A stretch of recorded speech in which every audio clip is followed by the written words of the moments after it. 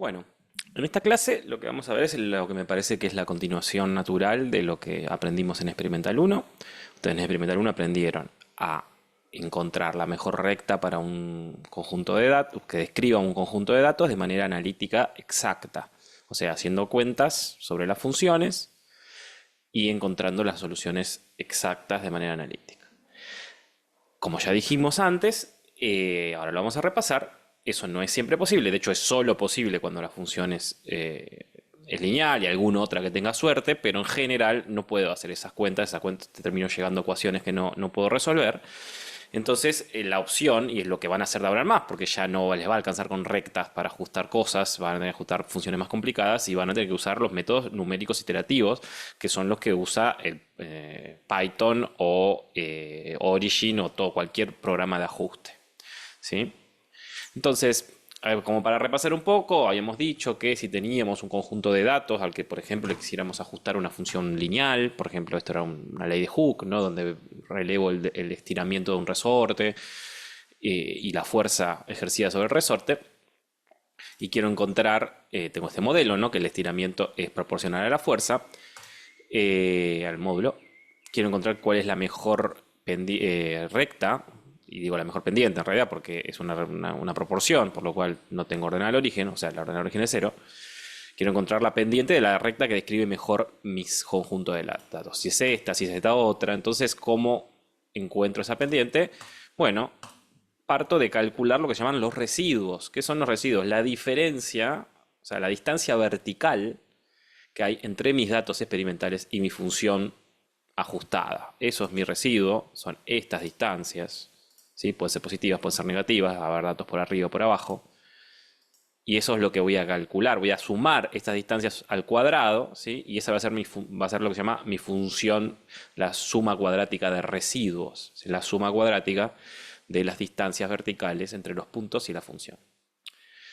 Entonces, mi epsilon va a ser explícitamente cada término, va a ser una suma, va a tener tantos términos como datos, puntos experimentales yo tenga, ¿sí? Ya que tengo 1, 2, 3, 4, 5, voy a tener 5 acá. Y cada término de esa suma va a ser la coordenada y del punto experimental menos el valor de la función en la coordenada x del punto experimental. O sea, básicamente el valor de la función en la misma posición horizontal. Entonces, y eso es directamente esta distancia, elevada al cuadrado. En el caso particular de este ejemplo, en donde tengo la ley de Hooke para ajustar, mi función va a ser k por f, ¿no? Entonces, y mis coordenadas y van a ser las distancias que medí y las coordenadas x van a ser las fuerzas que medí. Entonces, mi función la suma cuadrática de mis residuos va a ser una suma, que en este caso tengo 1, 2, 3, 4, 5, yo no sé si, sí, 5 datos. Va a ser una suma de 5 términos, donde cada término va a ser la primera distancia que me medí menos una k por la primera fuerza que medí, o sea, estos valores, todo al cuadrado más la distancia 2 menos k por la fuerza 2 y así. Ahora, eh, como los puntos experimentales están dados y yo no los puedo tocar, o sea, son los puntos que tengo, estos no son la función epsilon. Esta es una función que no depende digamos, para la cual los puntos experimentales no son variables, son parámetros de la función. Lo que sí es una variable es k, porque yo voy a mover k, voy a ver cómo cambia epsilon cuando muevo k para ver cuál es el k con el cual obtengo el mínimo epsilon. Entonces voy a definir a epsilon como una función del parámetro que quiero ajustar. ¿Sí? Entonces habíamos visto que podíamos resolver esa ecuación, era derivar esto, encontrar el mínimo y encontrar acá, lo habíamos hecho en Experimental 1, e inclusive si la relación fuera no una proporción, pero sino una relación lineal eh, con ordenada al origen, también lo podemos hacer, podemos resolver la ecuación, queda un poco más complicada, queda un set de ecuaciones porque tengo que derivar en función de los dos parámetros y encuentro una expresión exacta para la mejor pendiente y la mejor ordenada del origen, que obviamente va a ser función de los datos que tengo, ¿no? El valor medio del producto de las coordenadas, menos el producto de los valores medios y así.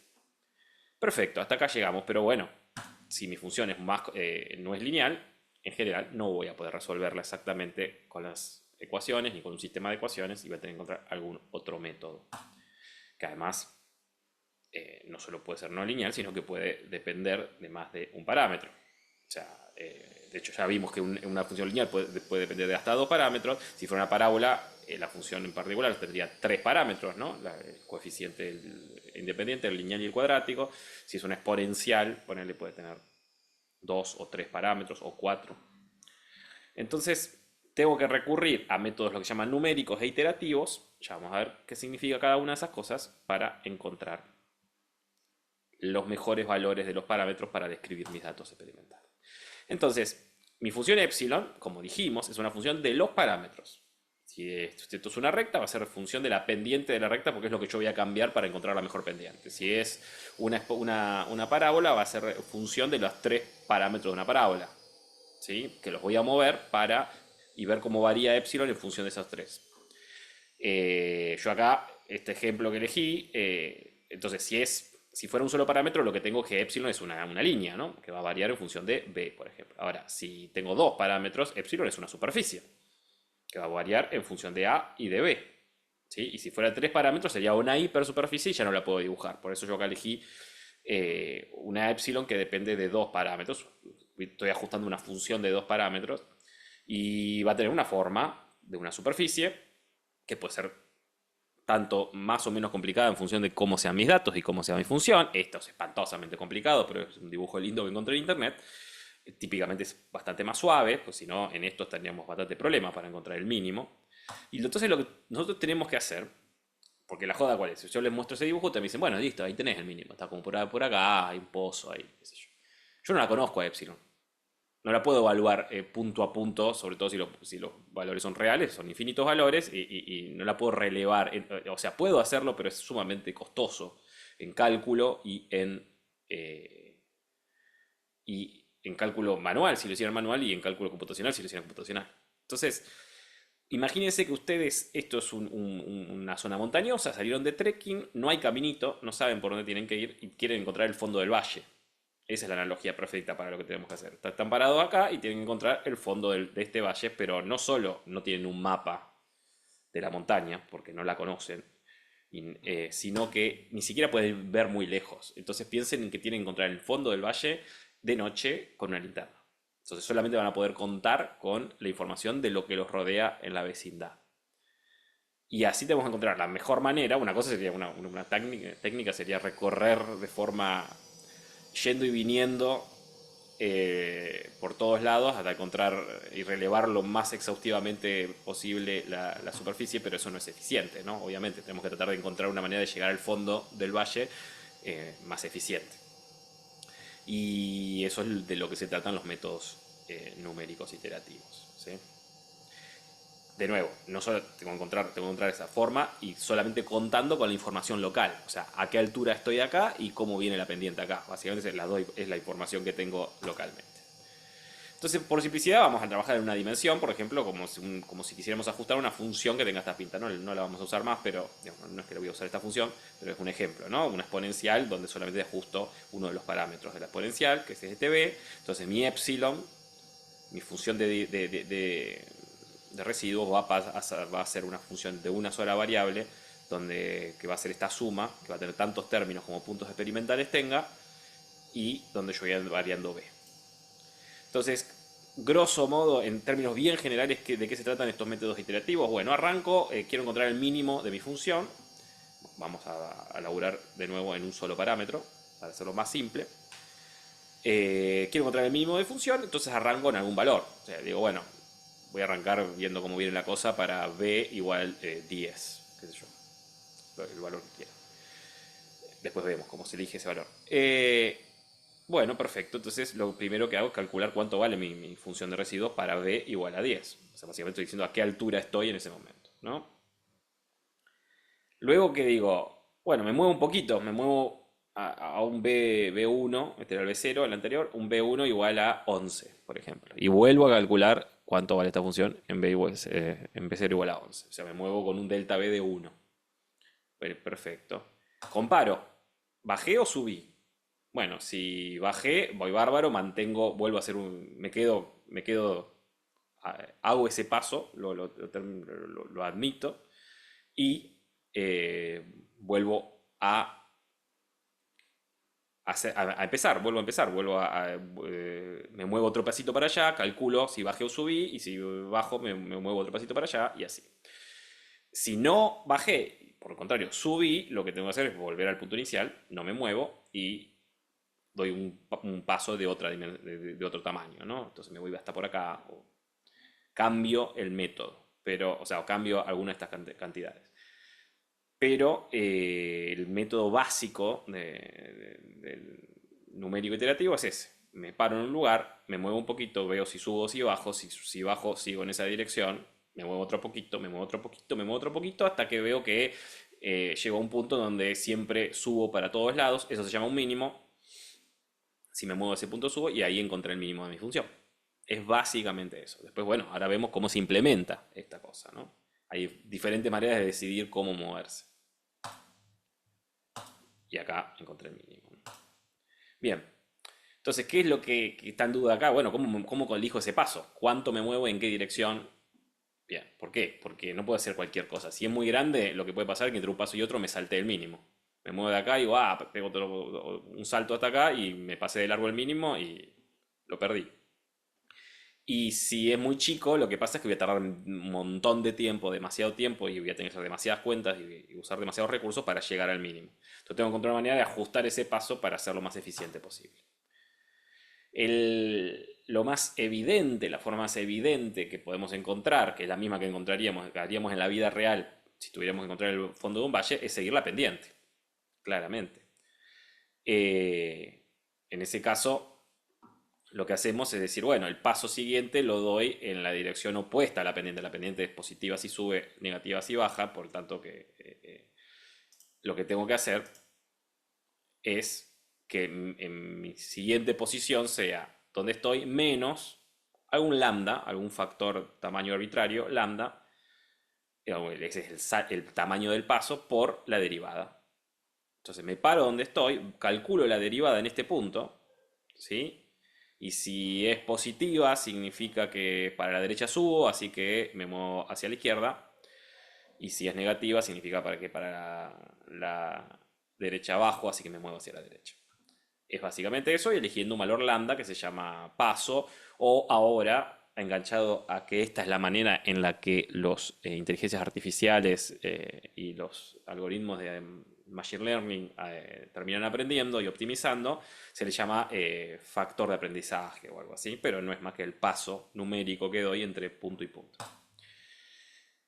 Vale decir que uno dice, ahí, pero si no conozco la función, ¿cómo la derivo? Las computadoras no derivan. Recuerden, las computadoras suman, restan, multiplican y dividen. Entonces, cuando tienen que calcular esto, que es la función, la derivada de la función en un punto, lo que hacen es un cociente incremental, como aprendimos en física, como aprendieron en análisis, ¿sí? Evalúo la función en un punto, en el punto donde estoy, la evalúo en el punto donde estoy más un pedacito, y esa diferencia dividido el pedacito es lo que el cociente incremental, con un pedacito muy chiquito, eso es muy parecido a la derivada. En el límite de h igual a 0, esto es la derivada, la pendiente de la recta que tangente en ese punto. Muy bien. Cuando tengo más de un parámetro, estoy hablando de que ya no me muevo como acá en una curva, sino que me muevo, si tengo dos parámetros en una superficie, y si tengo más de dos parámetros en una hipersuperficie, no importa. Lo que hago es calcular lo que se llama el vector gradiente, que aprenderán en análisis 2, que es un vector cuyas componentes son las derivadas de la función en las diferentes variables, ¿sí? Tengo un epsilon, una función de residuo que depende de los parámetros a, b, c, d de mi función que estoy ajustando. Bueno, tendré la derivada de epsilon respecto a, esa es la primera componente, de respecto a b la segunda, y así construyo un vector de derivadas parciales, derivadas primeras, que tiene la propiedad de que apunta, es un vector que va a estar en el piso de este gráfico, ¿sí? Si epsilon está en este eje, este es el valor de epsilon, la altura es el valor de epsilon, estos ejes son A y B, ¿sí? la derivada, calculo la derivada de la función en A y la función de la derivada en B, y ese es el valor de gradiente en este punto. Y es un vector que va a estar en el piso, porque tiene dos dimensiones, y va a apuntar en la dirección de máximo crecimiento tiene esa propiedad. Va a apuntar en la dirección en la que la función crece más. Recuerden que si estoy en más de una dimensión, porque acá solamente tenía que decir si va hacia derecha o hacia izquierda, pero acá te puedo ir en muchas direcciones. Bueno, para saber en qué dirección esto crece más rápido, si quieren decirlo así. Bueno, calculo el gradiente y ese gradiente va a apuntar en esa dirección. Entonces, en una situación de más de un parámetro, mi valor del parámetro B, por ejemplo, mi valor enésimo más 1 es el valor enésimo menos este paso que habíamos hecho, y en vez de usar la derivada, uso el gradiente, que es este vector de derivadas parciales. Vamos a seguir igual en una dimensión, así no se preocupen, pero sepan que lo que se implementa es esto. Esto es un método súper robusto, funciona siempre, pero tiene un costo que lambda en general es chiquito, entonces puedo tardar mucho en encontrar el mínimo por este caminito. Se entiende que esto es un menos porque como el gradiente va en la dirección de máximo crece, yo quiero ir en la otra dirección, en la opuesta. Entonces es un método robusto, funciona siempre, pero es costoso, o sea, es lento, va de a poquito y puede tardar demasiado.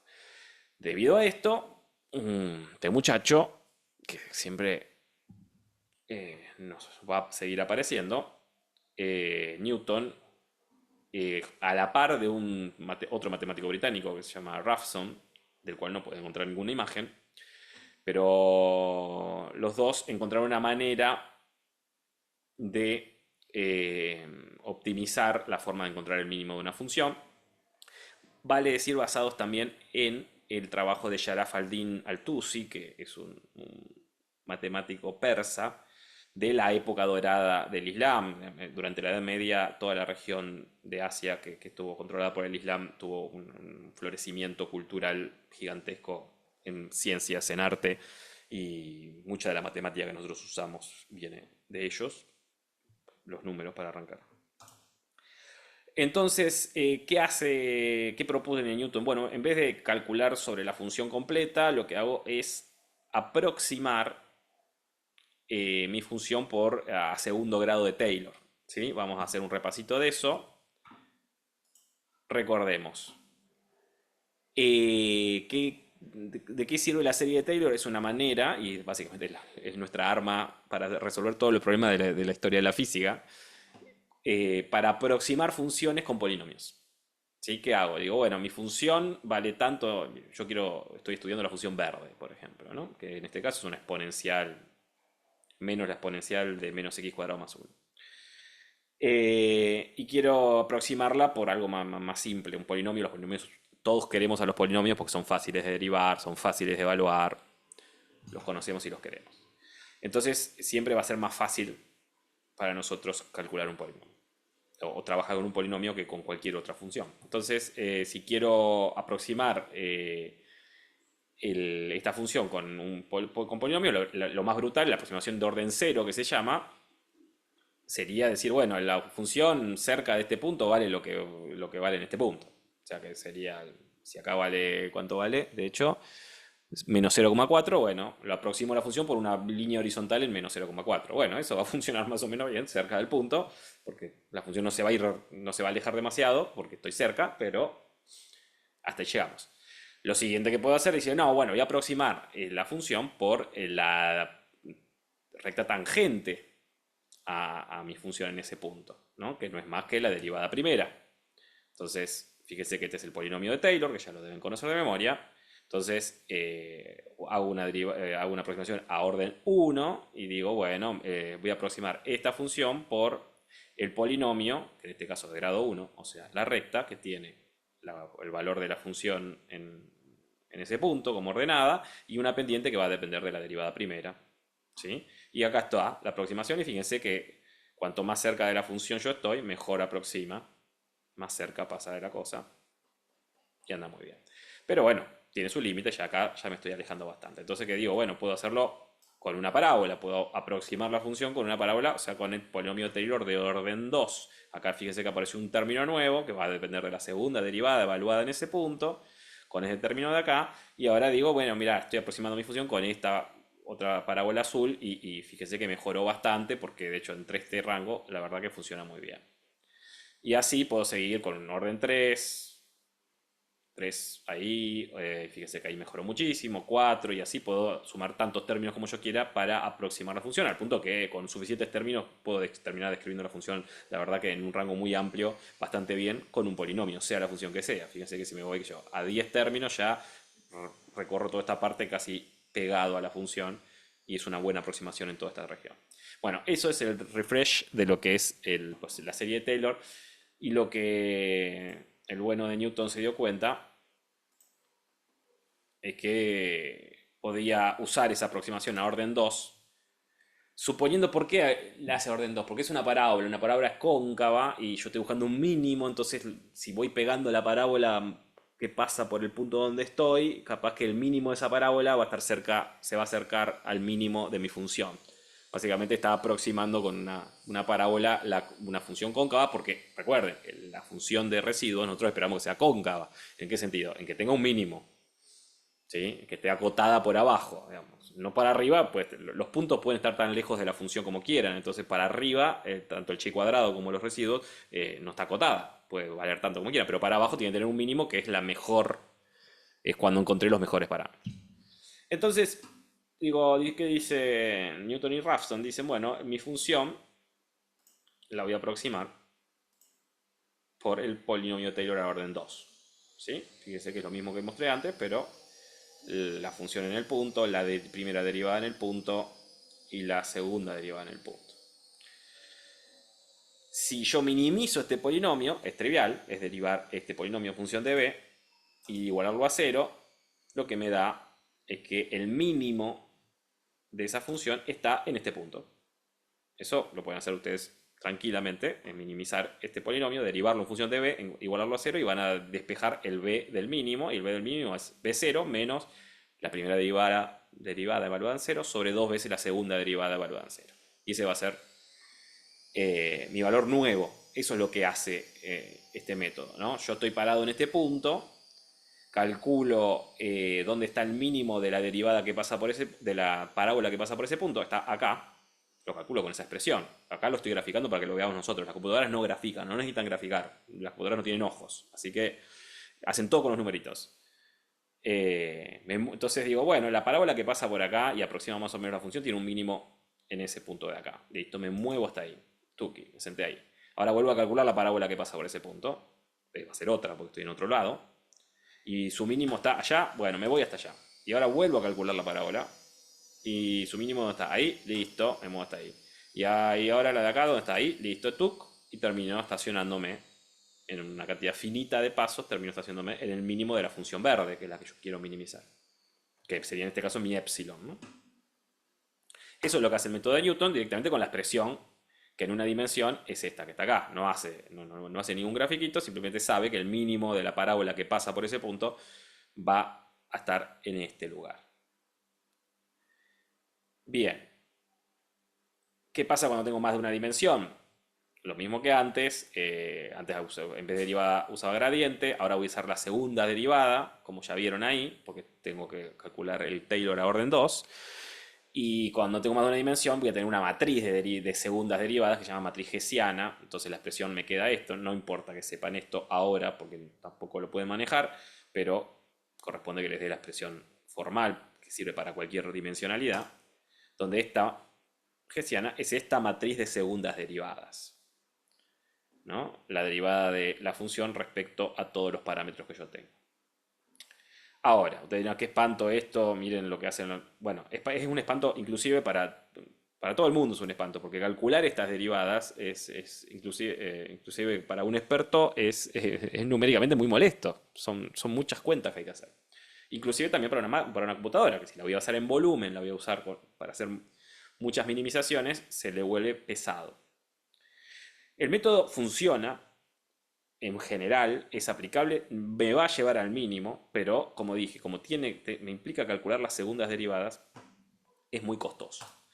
Entonces, 100 años después de esto, Gauss, que lo vamos a ver toda la vida, porque Gauss es un tipo muy prolífico y se metió en todos lados, sobre todo en la matemática, dijo, la verdad que calcular la Hessiana es un montón. Voy a aproximar, voy a decir que la Hessiana se puede aproximar más o menos bien con este producto de matrices, la jacobiana traspuesta por la jacobiana. La jacobiana es la matriz de las primeras derivadas. La Hessiana, acuérdense que era derivadas segundas. La jacobiana es la matriz de las derivadas primeras, lo que ya es más fácil calcular derivadas primeras que derivadas segundas, porque las derivadas segundas antes tengo que calcular las primeras. ¿Sí? Ahora le voy a... Fíjate que tiene esta pinta, son derivadas primeras. Entonces es más barato de calcular y la expresión me queda así. No se mareen porque acá lo traduzco a una dimensión, que es como veníamos. Antes teníamos la derivada primera y la derivada segunda, y en esto es lo que teníamos con Newton, el valor nuevo de b al que me voy a mover para minimizar va a ser el viejo menos la derivada primera, evaluada en el punto, sobre la derivada segunda dos veces, evaluada en el punto. Y ahora voy a pasar a una versión mucho más cómoda en la que para Gauss-Newton el punto nuevo va a estar en Bn menos el valor de la función directamente en Bn sobre la primera derivada. Fíjense cómo me ahorré bastante trabajo con una aproximación de Don Gauss. Este método sigue funcionando muy bien, es mucho más económico de hacer porque tengo que derivar una vez menos la función en cada iteración, pero no es tan robusto. ¿Sí? Puede fallar si estoy muy lejos del mínimo y puedo terminar en cualquier otro lado y me termina guiando hacia un lugar que no es, hacia un acantilado. Entonces, el costo obvio de cualquier aproximación es que es más fácil el trabajo, pero no es tan efectivo.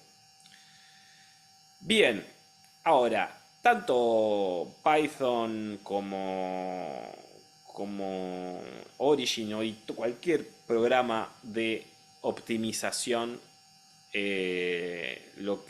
cualquier programa de ajuste, lo que va a usar en realidad es el método Levenberg-Marquardt. De hecho, LM Method se suele llamar en muchos lados y lo van a encontrar así en Python y inclusive en Origin, en cualquier otro lado, que no es más que una combinación de los dos métodos anteriores.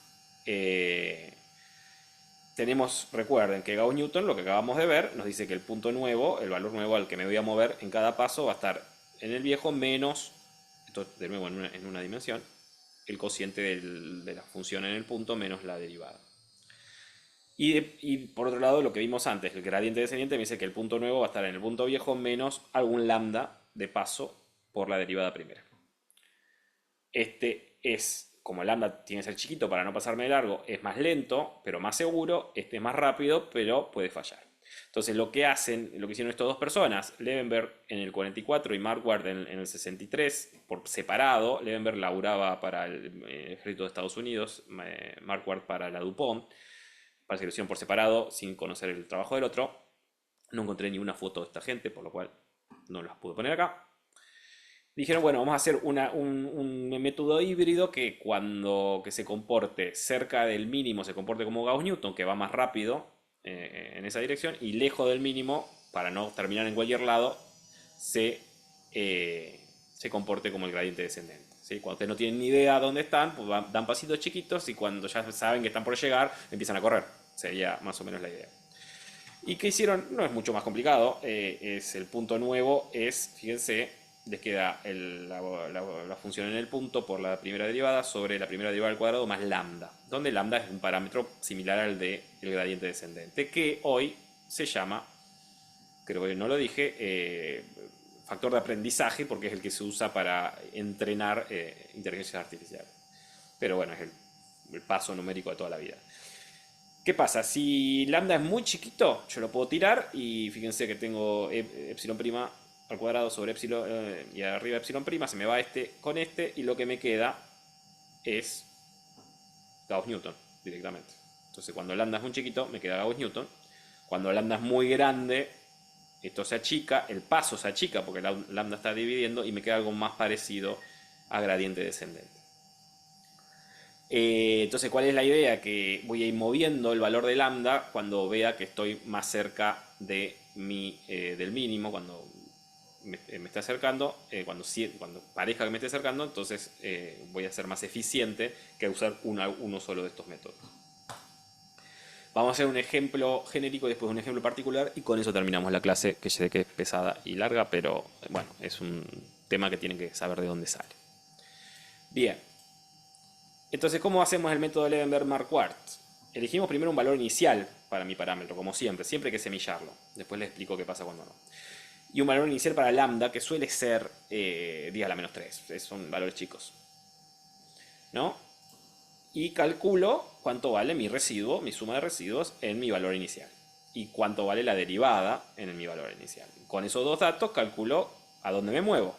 El B nuevo va a ser el viejo menos esta cuentita que es la que vimos recién, que tiene adentro el valor de la función en el punto y la de su derivada. Y tengo la. Entonces calculo B1 así. B0 menos epsilon en B0 por epsilon prima en B0 sobre epsilon prima en B0 al cuadrado más lambda. Obtengo mi nuevo valor de B y ahora calculo epsilon en mi nuevo valor de B. Y lo que tengo que ver es si subí o bajé, ¿no? Si bajé, o sea, si el epsilon nuevo es menor al epsilon viejo, joya, vamos bien. Y ahí puedo pasar a chico lambda, típicamente un orden de magnitud de 10 a la menos 4, y me voy pareciendo más a Gauss-Newton, me acerco para acercarme más rápido al mínimo. Y hago el paso, ¿no? Y vuelvo a empezar con el valor siguiente. Si creció mi epsilon, por ende no está bueno, porque no es hacia donde yo quiero ir, el paso no lo hago, y lo que hago es vuelvo a hacer la cuenta, pero con un lambda más grande, para ver si con un paso más chico encuentro la dirección de crecimiento, ¿sí? Y entonces me comporto más como el gradiente descendente. Repito eso, me voy moviendo y repito hasta que B ya no se mueve o se mueve muy poquito. ¿Qué significa ya no se mueve? Que se mueve menos de un porcentaje que yo voy a elegir como la tolerancia que tengo al método. Y ahí significa que voy a estar en un mínimo. Para terminar, entonces vamos a hacer esto que acabo de contar, pero con un ejemplo numérico, a ver, así queda lo más claro posible. Fíjense, yo quiero ajustar la parábola b por x cuadrado a estos datos. Tengo 4 datos, 4 puntos. 1, 0, 5, 3, 1, 6, 4, 8, 6. Bien. No lo grafico, después lo voy a graficar, pero no lo grafico ahora porque la computadora no grafica. O sea, tiene estos numeritos y con estos numeritos resuelve todo. Quiero ajustar esta función, quiero encontrar el mejor valor de b para describir estos datos con una parábola. Perfecto, primera iteración. Voy a arrancar en algún valor, por ejemplo, 10. Calculo la suma cuadrática de los residuos, calculo epsilon en 10. Fíjense que sumo sobre los 4 valores experimentales, ¿sí? La y de cada valor experimental menos la función evaluada en la x del valor experimental. En este caso, como estoy evaluando en b igual a 10, mi función es 10 por x al cuadrado. Es la que voy a probar para arrancar. Y acá tengo que poner el y de cada punto menos 10 por el x de cada punto al cuadrado y todo eso al cuadrado. Fíjense que el primer término es 0,5 menos 10 por 1 al cuadrado. Todo eso al cuadrado. Más el segundo punto, más 4 veces. Eso me da este hermoso valor. Epsilon, mis residuos me dan 536.703,25. Perfecto. Ahora calculo la suma cuadrática de la derivada de epsilon prima. La misma historia, pero con epsilon prima. Me da menos 110, punto a punto, sobre los 4 términos. Calculo el nuevo b, entonces ya tengo los herramientas, tengo el epsilon en 10 y epsilon prima en 10. Lo calculo como 10, que es el valor donde estoy parado, menos epsilon en 10 por epsilon prima en 10 sobre epsilon prima en 10 al cuadrado más lambda 0,01. Eso me da 0,1. Joya, segunda iteración. Arranco en 0,1 entonces ahora, porque me moví hasta 0,1, porque bajó. Ah, no, perdón, todavía no sé si bajó. Ahora digo. Bueno, y a ver cuánto vale epsilon en 0,1. Fantástico, miren. Le hice toda la cuentita y me da. O sea, básicamente estoy usando la función 0,1 x cuadrado, ¿no? Y me da 0,49, muchísimo más chico que epsilon en 10. Así que eso fue un buen paso. Lo voy a adoptar y voy a achicar lambda para que parezca, se vaya más a Gauss-Newton. Voy a volver a hacer la cuenta, entonces calculo la derivada evaluada, me da lo mismo, menos 110, porque la derivada es una recta, por lo cual no cambia, subpendiente. Y hago la misma cuenta para el b nuevo con este valor de epsilon en 0,1 y este valor de la derivada en 0,1 y este lambda. Y me da 0,0983. O sea, estaba en 0,1, me voy a mover a 0,0983. Fíjense que ahora me moví muchísimo menos, porque claramente estoy mucho más cerca del mínimo. Vamos a la tercera iteración. ¿Qué hago? Calculo en ese nuevo b cuánto me da epsilon. No lo voy a repetir toda la cuenta, pero me da 0,35. Fíjense que antes me daba 0,49. Joya, es un buen paso. Como disminuyó, ahora me voy a mover con un lambda aún más chico. Calculo el nuevo b con la cuenta que habíamos visto antes y me da 0,0983. Fíjense que antes me dio 0,0982. Digo que acá me equivoqué con algún numerito, pero la joda. No, este es el valor de b, está bien, perdón. El nuevo valor de b es 0,0983. Calculo el residuo en 0,0983 y me da 0,3499. Menor al 0,35 que tenía antes, ligeramente menor. Yo voy a tomar una tolerancia de 10 a la menos 4. Dije, bueno, bárbaro. No se movió prácticamente. Fíjense que cambié de esto a esto. Y dije, ya está, listo. No lo moví, encontré el mínimo. Se terminó. Y lo que acabo de hacer es ajustar esta parábola a estos datos que tengo acá. Lo hicimos numéricamente. Lo hicimos a mano. O sea, les ahorré las cuentas, pero lo pueden hacer perfectamente a mano. Es engorroso y feo. Una computadora tarda milisegundos en hacer esto, por supuesto. Pero ahora saben qué hizo exactamente. Esto lo hice con Origin. La computadora, fíjense que le da el mismo valor, 0,098, a mí sí, más o menos lo mismo. 983 me dio acá, 98, bueno, tiene una tolerancia mayor. Siguió laburando hasta ajustar un poquito más esto. Pero es el mismo valor, va a ser la misma parábola. De hecho, la incerteza que le da de ajuste, que después vamos a hablar de eso, está en este valor, en este número, así que estamos en el mismo valor. Y acabamos de ajustar esta parábola a estos datos de manera manual. Pero bueno, es lo que, de la misma, exactamente haciendo las mismas cuentas que hubiera hecho la computadora, o que hizo la computadora cuando lo mandé acá al Origin. Bien, en resumen, larga la clase, lo sé. Es un tema, pero este es para que lo mastiquen, después lo vamos a discutir bien en clase. Para buscar los mejores parámetros para describir un conjunto de datos, lo que tenemos que hacer es minimizar la suma cuadrática de residuos, que va a ser una función de los parámetros justamente de mi función, de la función que tengo adentro, de la que quiero ajustar. Esos son los que voy a mover para encontrar la mejor función. Esta minimización, cuando la función que quiero ajustar es lineal, se puede hacer analíticamente de forma exacta, pero cuando no lo es, tengo que encontrar un método numérico que labure a partir de la información que tiene local de la función epsilon y de su derivada en torno del valor inicial que le voy a dar, que se lo llama semilla. Estrictamente semilla se llama al valor que se le da a un generador de números aleatorios. No es esto estrictamente una semilla, pero bueno, es una manera clara de llamarlo. Me permito la licencia. Valor inicial sería idealmente. El método más usado para hacer esto es el de Levenberg-Marquardt, que es esta combinación entre gradiente descendente y Gauss-Newton. Lo que hace es encontrar el mínimo, y esto es muy importante, lo vamos a remarcar. Lo que hace el método, y cualquier otro de los métodos, es encontrar el mínimo más cercano a la semilla, a mi valor inicial. ¿Es el mínimo absoluto? No sé. Si tengo suerte, si la cosa está bien comportada, en general mi función es una función cóncava, que va a tener un solo mínimo y voy a ir a parar ahí. Pero si tiene más de un mínimo, no tengo una iteración, un solo viaje del método solamente me va a dar el mínimo más cercano a donde arranqué. ¿Sí? Si usted está con una linterna bajando en la montaña y llegan a un lugar donde si siguen cambiando, empiezan a subir de nuevo, van a decir, ah, bueno, estoy en el fondo del valle. No tiene forma de saber si más allá, después de una colina, hay un fondo, un mínimo más profundo. ¿Cómo se resuelve esto? Hay varias técnicas. La más trivial es decir, bueno, hago el mismo laburo arrancando de diferentes lugares y siempre termino en el mismo.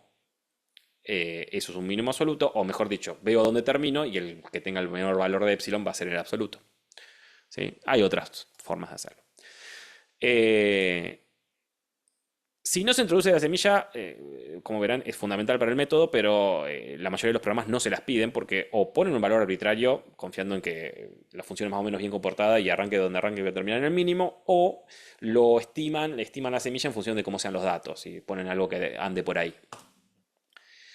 Y como ya deberían saber, esto mismo se puede hacer, yo lo hice con la versión más simple donde solamente vemos los residuos, se puede hacer haciendo unos residuos pesados, ¿no? Por la incerteza de cada punto para hacer un ajuste ponderado por incertezas. La cuenta se complica un poco porque tengo unos numeritos más, pero es la misma función, solamente que dividiendo cada término por la incerteza del punto. Bien. Y eso es todo. ¿Alguna otra? Bueno, eso. Lo que quiero aclarar es que la idea de todo esto no se tienen que ahorrar los números, no. No, la idea es que entiendan cómo funcionan estos programas, que lo que hacen es ir paseando por la hipersuperficie hasta encontrar el mínimo, con alguna forma inteligente de ver cómo dan los pasos, de pasos discretos, ¿no? Tac, tac, tac, saltos. ¿Sí? Y encuentran el mínimo evaluando la función en cada lugar. Pero lo importante de esto es que entienda por qué es importante, por ejemplo, la semilla, porque a veces puedo terminar en un mínimo que no es local, por qué a veces puedo terminar no convergiendo el ajuste. Eso significa que la función que terminó construyendo no tiene un mínimo o no lo encuentra en una cantidad de iteraciones. Entonces, la semilla es algo que puede determinar si tienen éxito o no con su ajuste. También hay veces que si la función es muy complicada, lo que les conviene es fijar todos los parámetros menos uno, minimizar con ese parámetro, después minimizar con el segundo, minimizar con el tercero, con todos los demás fijos, y eventualmente al final, cuando sabemos que estamos cerca del mínimo de esa hipersuperficie, bueno, ahí sí los largo a todas y lo encuentro, porque si no se puede perder en mínimos no locales. Perdón, en mínimos locales no absolutos. Pero eso es todo, y después lo vamos a seguir discutiendo. Me parece que es importante que lo sepan porque lo van a usar el resto de la carrera.